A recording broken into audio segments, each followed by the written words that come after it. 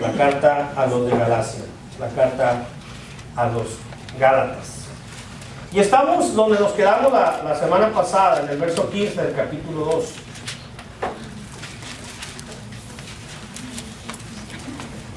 Y voy a leer la escritura que dice así del 15 al 21.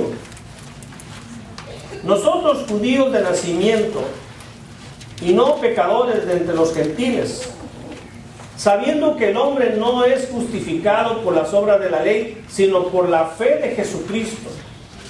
Nosotros también hemos creído en Jesucristo para ser justificados por la fe de Cristo y no por las obras de la ley, por cuanto por las obras de la ley nadie será justificado. Y si buscamos ser justificados en Cristo, también nosotros somos hallados pecadores. ¿Es por eso Cristo ministro de pecado? En ninguna manera. Porque si las cosas que destruí, las mismas vuelvo a edificar, transgresor me hago. Porque yo por la ley soy muerto para la ley, a fin de vivir para Dios. Con Cristo estoy juntamente crucificado. Y ya no vivo yo, mas vive Cristo en mí. Y lo que ahora vivo en la carne, lo vivo en la fe del Hijo de Dios, el cual me amó y se entregó a sí mismo por mí. No desecho la gracia de Dios, pues si por la ley fuese la justicia, entonces por demás murió Cristo. Por demás murió Cristo. La semana pasada estuvimos hablando que la enseñanza del capítulo 2, en los primeros versos de Pablo a los Gálatas, nos enseña que debemos de abrir nuestros brazos. Debemos de abrir nuestros brazos para recibir a nuestro prójimo. Debemos incluir a nuestro prójimo. El egoísta nunca está de brazos abiertos. Solamente abre los brazos para recibir, pero no para dar. Yo a veces forzo a mi esposa que me abrace, ¿verdad? Le digo, abrázame. Porque yo la abrazo. Y esto es un simple ejemplo. A veces una persona te está abrazando, pero tú no. Tú estás ahí, pero no estás abrazando. A lo mejor te estás deteniendo, lo que sea. Pero al abrazar estamos dando. Y a la vez estamos recibiendo. Hoy en día, hermanos, el hombre, especialmente sin Cristo, no abraza a su prójimo. No lo recibe. No lo acepta. Por lo que sea. O por nada. He escuchado más de una vez decir a alguien, me cayó mal. Tal persona me cayó mal, no sé por qué. A lo mejor por el nombre. Es el nombre de un exnovio que le quedó mal. Y lo está relacionando, ¿verdad? Sí, a veces es por eso. Porque lo relacionó. Porque se parece a alguien que le cae mal. Y pues ya, le cayó mal también a esta persona. Cuando no sabe por qué, hay que averiguar en el corazón. ¿Por qué puede sentir usted un rechazo por alguien? Si no tiene ningún motivo, algo está pasando que está mal en nosotros. Hay que abrir nuestros brazos y abrirlos de verdad. Los primeros versos nos decían, los versos anteriores a estos, que habían hecho los apóstoles algo muy importante: abrieron su mente a los cambios que Dios estaba haciendo, a los cambios que para ellos Dios estaba haciendo, pero estos cambios ya estaban predichos por Dios, de incluir a todos. Abrieron su mente. Pero saben, hermanos, esto es un buen inicio, pero no es lo único que hay que abrir.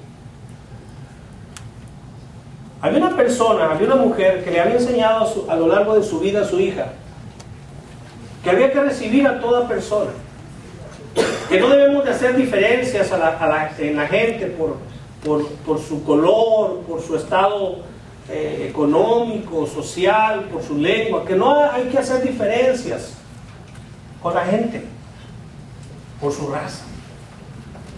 Y esta hija creció y la mamá enseñaba y enseñaba esta verdad, este fundamento a su hija, y hasta que su hija se fue a la universidad. Y ya pasado el tiempo, su hija estaba graduando y un verano regresó y trajo al novio. Y resultó que el novio era de otra raza. Era de otra raza. Y todo lo que esta mujer le había enseñado a su hija estaba dando resultados. Pero ya en la vida práctica, ya cuando la situación se convirtió en algo personal, a pesar de lo que ella sabía, a pesar de lo que ella decía, porque lo pensaba así pensaba, hay que amar y abrazar y recibir a todo tipo de personas, no importa su color, no importa su raza, debemos de aceptar a toda la gente, esto es lo que Dios nos enseña. Y a pesar de eso, cuando esto tocó su vida personal, donde ya no era solamente una persona ya, sino que mi hija, de mi familia, estaba por casarse con una persona de otra raza, lo que ella le había enseñado se tambaleó.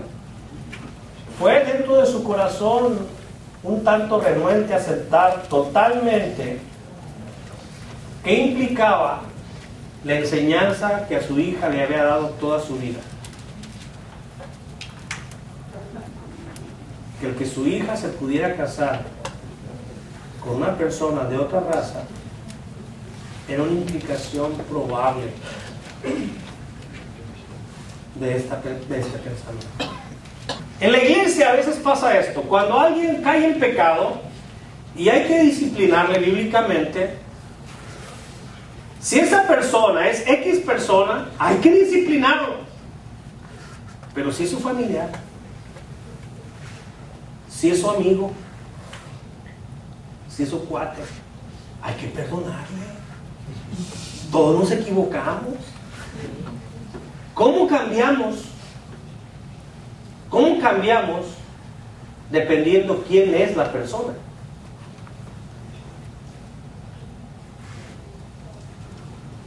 Cuando el problema es el mismo, sea quien sea.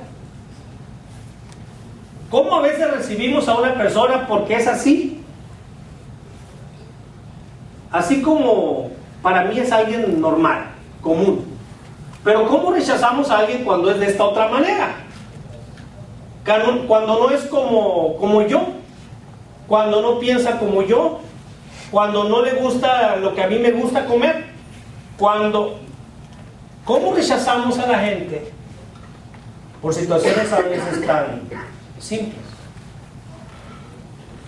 Y hermanos, es necesario abrir nuestros brazos. Aún en el ámbito cristiano, cuando escuchamos de una persona que es de otra iglesia, a veces en vez de alegrarnos, parece que viene la competencia. ¿No es cierto? Empieza la guerra de quién tiene más, quién hace más, quién sabe más, quién vio el milagro más extraordinario y cuánta gente va ahí.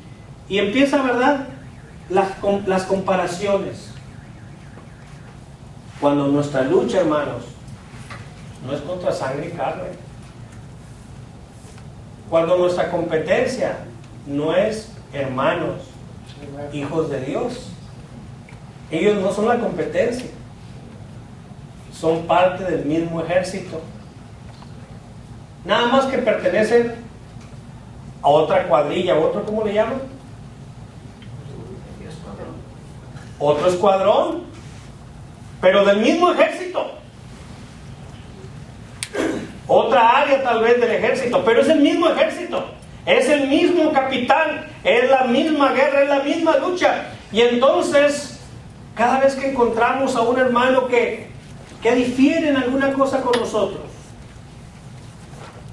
¿y sabes qué vamos a sentir que difiere? Mientras más le busquemos, Si no le buscamos, no nos damos cuenta cuánto diferimos. Y si acaso una persona luego lo empieza a atacar y a ver que según él es mejor en algo, pues tú y yo debemos de bajar y decir, lo importante es que Cristo nos ama y nos ha rescatado y nos ha salvado. Eso es lo importante. Y entonces podemos abrazar a nuestro hermano, aceptar a nuestro hermano. Ahora, la enseñanza de estos versículos 15 al 21 nos enseña que además de abrir la mente y abrir nuestros brazos, debemos de abrir algo fundamental: el corazón. El corazón. Porque las cosas, hermanos, que honran a Dios se hacen del corazón. Tú puedes abrazar a alguien sin hacerlo de corazón. Tú puedes ayudar a alguien sin que se involucre el corazón. Tú puedes darle ayuda, prestarle, regalarle alguna cosa a un grande, hacerle un servicio grande y no hacerlo de corazón. El corazón, mis hermanos, hay que abrirlo para que Dios nos siga moldeando, para que Dios nos siga limpiando, para que Dios siga poniendo en él lo que nuestro corazón necesita y siga extrayendo de él lo que nuestro corazón no debe de abrir.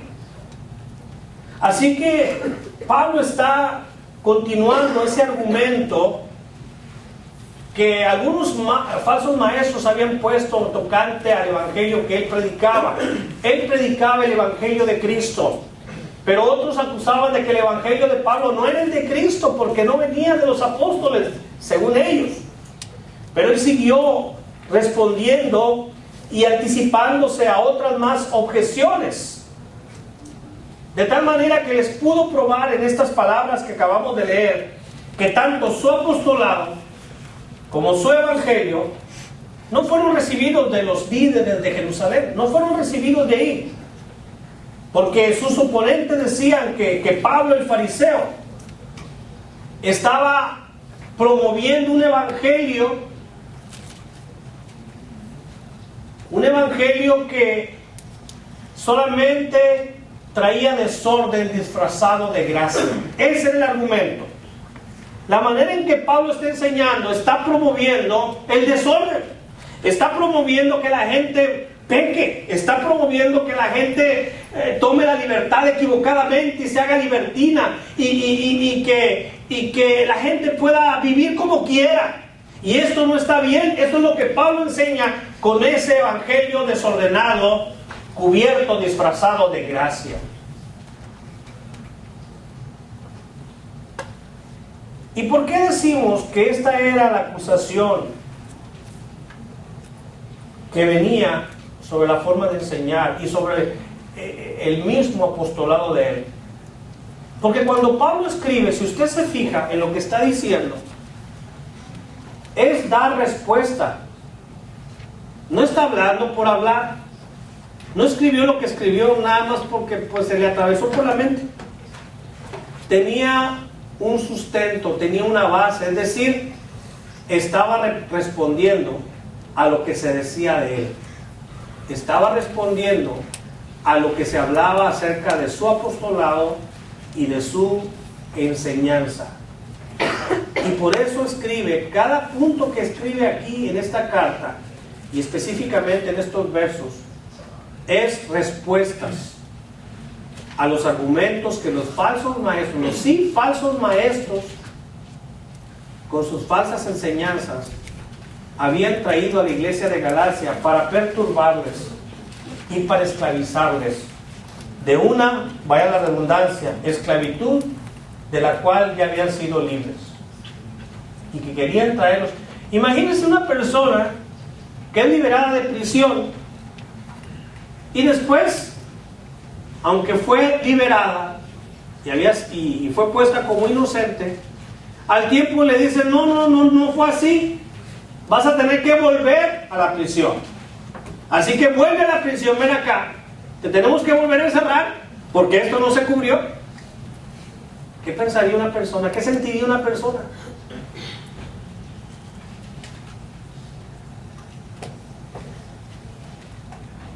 Estos falsos maestros, con sus falsas enseñanzas, estaban tratando de que la gente volviera a una esclavitud de la cual ya habían sido libres por Cristo Jesús.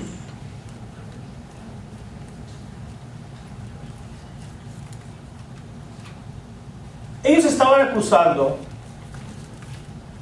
que la doctrina de Pablo, esa doctrina de tener una correcta relación con Dios a través de una fe en Cristo, independiente de las obras de la ley, era una enseñanza muy peligrosa. Muy peligrosa. Para ellos decir eso, para eso hablar de libertad y decir que solamente teniendo esa relación con Dios a través de Cristo, sin necesidad de estar nosotros cumpliendo las ordenanzas de la ley y las cosas que la ley hace, es peligroso. ¿Por qué? Porque va a producir personas, va a producir creyentes de un llamado reino de Dios, miembros del reino de Dios, que no van a tener un sentido de responsabilidad moral. Eso decía, no van a tener un verdadero sentido de responsabilidad moral. Por lo tanto, enseñarles de esa manera, Pablo, es promover la práctica del pecado agresivamente. Es como una vez hablando con un pastor, y yo le dije, yo no sé si aquí hay quienes creen que se caen de la gracia. Yo sé quienes se caen de la silla, quienes se caen de la cama. Lo he visto. Pero todavía no he visto a alguien que se cae de la gracia. Pero yo le decía a un pastor que él viene de una denominación que se cae de la gracia, es decir, que pierde sus salvaciones. Le dije, hermano, ¿de verdad tú crees eso? Ya fuera de puntos denominacionales, ¿de verdad tú crees que tú te puedes perder?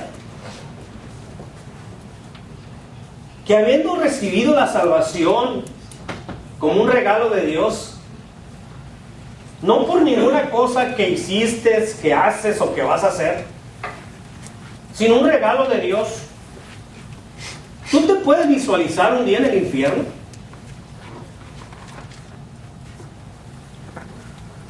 Y la respuesta fue simplemente no. Yo no me puedo ver del infierno. Y entonces, ¿por qué enseñas eso? Y esa respuesta que me dio tiene que ver con lo que ellos estaban acusando a Pablo aquí. Porque si así, enseñándoles que deben de permanecer en santidad y vivir buscando el agrado de Dios y que si no es así uno puede perder su salvación, y la gente de todas maneras anda allá desviándose. Imagínate si yo le enseñara que la salvación es segura, y no voy a decir, ¿verdad?, marcas, pero hay herramientas que dicen life. ¿Qué está diciendo eso? ¿De por vida de quién? ¿Del que te la vendió? ¿Mientras vive el año? ¿Mientras vive el que la compró? ¿O mientras el mundo viva?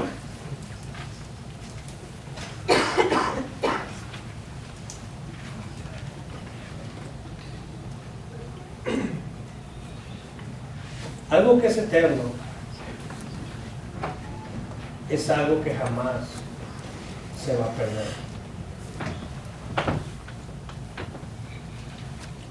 Si no, hay que quitarle la palabra eterno, que está unido a la palabra salvación o vida. Porque si no es eterna, pues ¿por qué le pusimos eterna? Y si algo es eterno, ¿cuándo caduca lo eterno? ¿Cuándo expira lo eterno? Hermanos, si tú sigues enseñando, si tú sigues creyendo el evangelio de Pablo, decían, lo único que vamos a promover es el libertinaje, es la irresponsabilidad moral, y el pecado que se va a practicar en la iglesia va a ser agresivo, va a ser tremendo. De hecho, seguían argumentando, ¿y qué los estoy escuchando? Está escrito, es lo que Pablo les está respondiendo. Pablo, tu evangelio estimula a personas a pecar. ¿Para qué? Para que la gracia de Dios fluya más del trono de Dios. Por eso declara Pablo, ¿perseveraremos en el pecado para que la gracia abunde? De ninguna manera. De ninguna manera. Porque había quienes sí enseñaban así, sí vivían así, diciendo, mientras yo más peco, más necesito la gracia de Dios. Así que vamos a pecar más para que yo reciba más y más y más la gracia de Dios.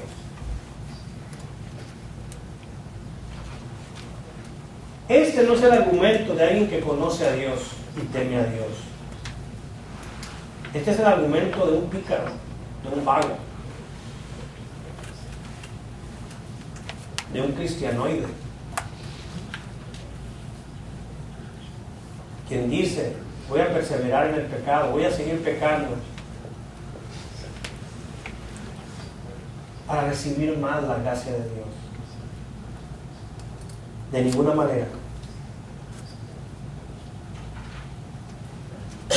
Pero no es obedeciendo la ley de Moisés, no es obedeciendo alguna de las tradiciones judías,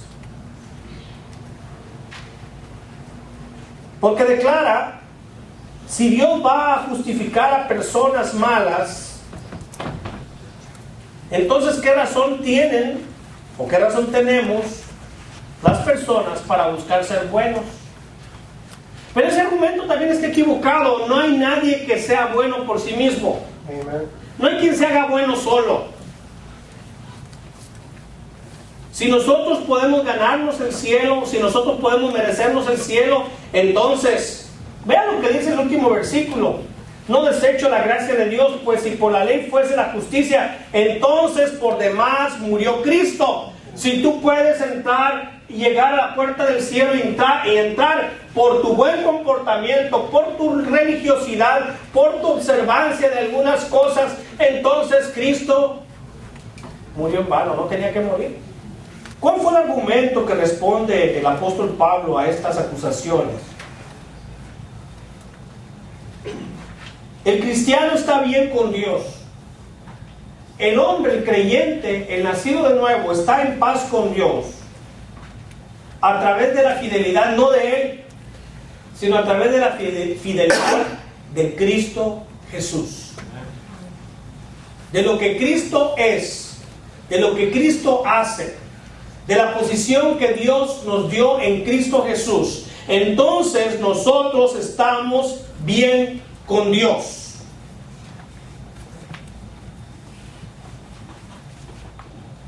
Ahora, lo que es santidad es otra cosa. Lo que es el crecer en la fe es otra cosa. Lo que es dedicarnos a Dios es otra cosa que viene después de nacer de nuevo. Así que la vida la vive una persona que ha nacido. Quien no ha nacido, pues no puede vivir esa vida. No somos salvos a través de lo que la ley puede lograr. No somos salvos solo por obedecer mandamientos. Los salvos debemos de obedecer los mandamientos de Dios, pero no somos salvos por ellos. No. Dice el verso 16, ve ahí conmigo. Sabiendo que el hombre no es justificado por las obras de la ley. No es justificado por las obras de la ley, sino por la fe de Jesucristo. Por confiar en Cristo, por confiar en la muerte de Cristo, por confiar en que Cristo murió por nuestros pecados, por confiar en que Él no se quedó muerto y ahí está en la tumba sus huesitos, o ya ni los huesitos, ¿verdad? No, sino que ese Cristo que murió por nosotros también resucitó al tercer día por nosotros, para cumplir todo lo que Él ha prometido, que se levantó con poder de la tumba, y ese mismo poder que levantó a Jesús nos va a levantar a nosotros un día, si vamos también a la tumba. Así que dice en el versículo 16, nadie es justificado por las obras de la ley, sino por la fe de Jesucristo. Nosotros también hemos creído en Jesucristo para ser justificados por la fe de Cristo y no por las obras de la ley. Por cuanto por las obras de la ley, nadie, esto incluye a quién, a todos. Por las obras de la ley, nadie será justificado. Porque no hay quien cumpla toda justicia. Y el que falla en una, falla en la ley.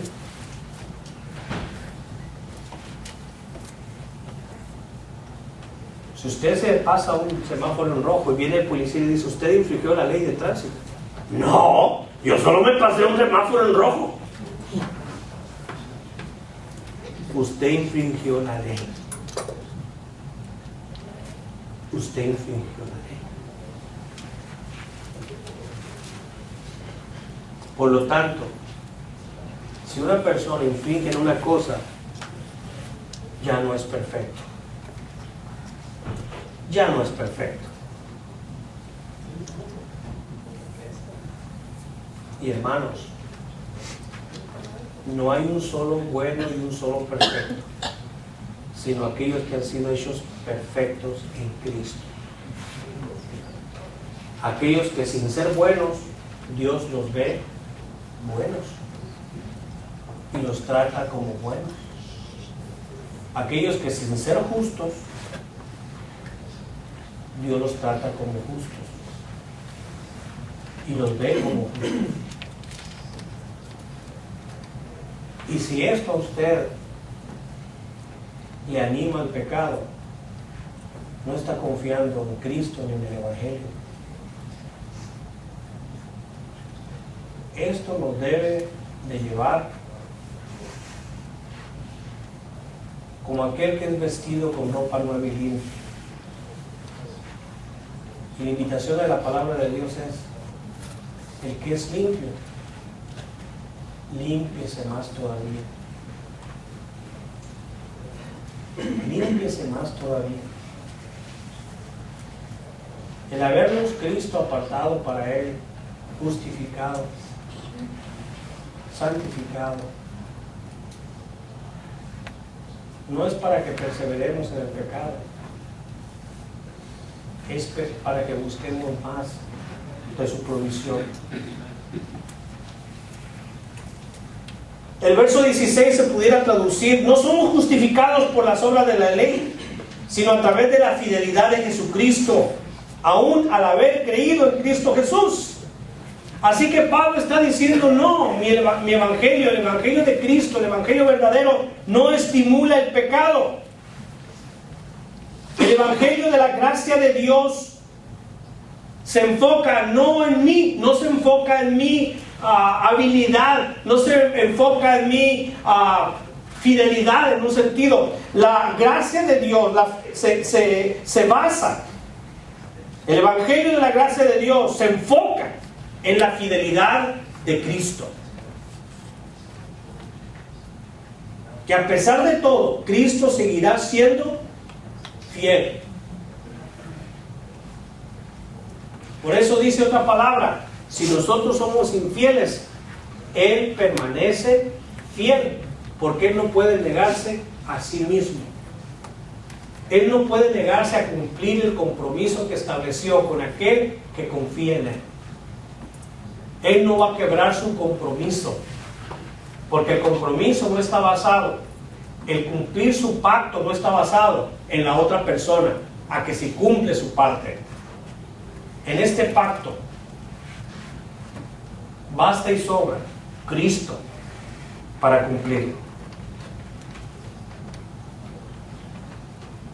El Evangelio de Cristo, el Evangelio de la gracia de Dios, se enfoca en la fidelidad de Cristo. Cristo fue fiel y es fiel. Él estuvo totalmente dispuesto a morir en la cruz. Y cuando alguien es tomado por la gracia de Dios, entonces esta persona es motivada, súper motivada, y también es capacitada por Cristo a vivir vidas más demandantes, más ejemplares que lo que la misma ley de Moisés requería. Más ejemplares que los que seguían la ley judía llevaban a cabo. Un ejemplo, Cristo les dijo, ustedes han escuchado el mandamiento: no matarás. Pero si alguien le dice a su hermano raca, o le dice imbécil, o los americanos, estúpido, es como matarlo. Ustedes escucharon, no tomarás la mujer de tu prójimo, no codiciarás la mujer de tu prójimo, no adulterarás. Pero si alguien ve a una mujer y la desea, ya adulteró. Entonces, ¿quién requiere más fidelidad? ¿Quién requiere más entrega? ¿Quién requiere y demanda un estilo de vida mucho más ejemplar? ¿La ley o la gracia? La gracia.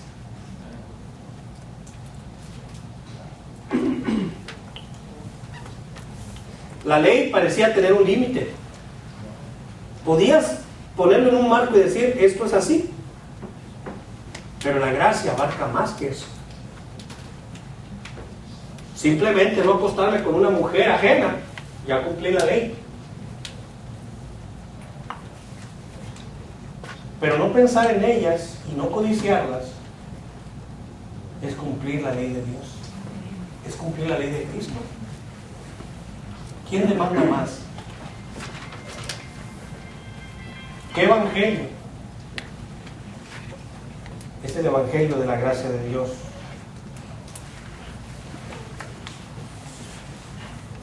Cristo no es un ministro del pecado. Cristo no administra el pecado, no administra el pecado de los creyentes. Cristo no es un administrador del pecado. Y Él no hace ninguna cosa ni promueve ninguna cosa para fomentar los intereses del pecado. Él no nos da una palabra, Él no nos da un regalo, Él no nos da una libertad que fomente el pecado. Él no es un ministro del pecado, de ninguna manera. Versículo 17. Y si buscando ser justificados en Cristo, también nosotros somos hallados pecadores, ¿es por eso Cristo ministro de pecado? En ninguna manera. En ninguna manera. Pero no por eso Pablo iba a tomar e iba a enseñar por argumentos de este tipo, reedificar su nueva vida en la vieja tradición judía o en las leyes judías. Porque para la ley judía él ya estaba muerto. Para poder vivir para Dios, él tuvo que morir. 18-19. Porque si las cosas que destruí, las mismas vuelvo a edificar, ¿me hago transgresor? Porque yo por la ley soy muerto para la ley, a fin de vivir para Dios. Pero todo esto lo hace Cristo. Todo esto lo hace Cristo Jesús. Y déjame terminar con esta conclusión. Y este último argumento. Hemos nacido en Cristo. Es necesario crecer en Cristo. No conformarnos. Experimentar más la gracia de Dios. No experimentar más la gracia de Dios a través del pecado. Porque Él no es ministro del pecado. Pero no podemos quedarnos igual que en los años pasados sin crecer. Lo que no vemos crecer, hermanos, lo vemos al tiempo deteriorar y morir. Ese negocio que viste ahí hace 40 años, o si no eres tan viejo, hace 10 años, y volteas y lo ves, no lo ves igualito, lo ves peor, porque no ha crecido. Se está deteriorando. Al crecer en Cristo, alguien no se hace nuevo solo, no se hace nuevo a sí mismo. No. Sino que al nacer en Cristo y crecer en Cristo, reconocemos que hemos sido hechos nuevos en Cristo Jesús. Él nos ha hecho nuevos. Y entonces nos encontramos viviendo realmente quienes somos. Personas nacidas de nuevo, justificadas y perdonadas por la fidelidad de Cristo Jesús. Viviendo lo que somos. Y al ser lo que somos, respondiendo correctamente a la gracia de Dios. Así que la manera correcta de responder al regalo de Dios, que es la salvación, la vida eterna y una nueva vida hoy, no es pecando. Esa no es la correcta manera de responder al regalo de Dios, sino es creciendo nuestra fe, creciendo nuestra gratitud y siendo cada día más hábiles en esta gracia, pareciéndonos más a Cristo y pareciéndonos menos al diablo. O para hacerlo más fácil y mucho más suavecito, pareciéndonos más a Cristo y pareciéndonos menos a nuestro padre Adán. Porque a través de Adán nos llegó el pecado y después del pecado nos llegó la muerte. A través de esa desobediencia, de ese alejamiento de Dios, nos vino todo lo que nos vino. Pero a través del nuevo Adán, Cristo Jesús, llegó a nosotros la gracia, el perdón, la salvación, la justificación, la nueva vida y la oportunidad de crecer siempre en la fe, en Él. Vivimos quienes somos, respondiendo en fe a ese acto de la gracia de Dios que se llevó a cabo en la cruz. ¿Continuaremos en el pecado para que la gracia abunde? De ninguna manera. La inspiración que Dios nos da es lo que dice el verso 20. Con Cristo estoy juntamente crucificado. Él fue a la cruz, yo también fui a la cruz. El viejo hombre fue a la cruz. Tuvo que morirse ese viejo hombre. No podemos vivir dos. O vive uno o vive el otro. Ya no vivo yo, mas vive Cristo en mí. Y lo que ahora lo vivo en este cuerpo, en esta carne todavía, en estos huesos, lo que ahora lo vivo en la carne, lo vivo en la fe del Hijo de Dios. El cual me amó y se entregó a sí mismo por mí. No desecho la gracia de Dios. ¿Cómo voy a desechar la gracia de Dios y tomar la ley? Pues si por la ley fuese la justicia, malas noticias al cielo. ¿Para qué vino Cristo a morir? Si estábamos perfectamente bien. Pero como no estábamos perfectamente bien, sino muertos en nuestros delitos y pecados, mereciendo solamente la condenación eterna, Él tuvo que venir y celebrar el acto de amor más maravilloso, muriendo en la cruz por nosotros.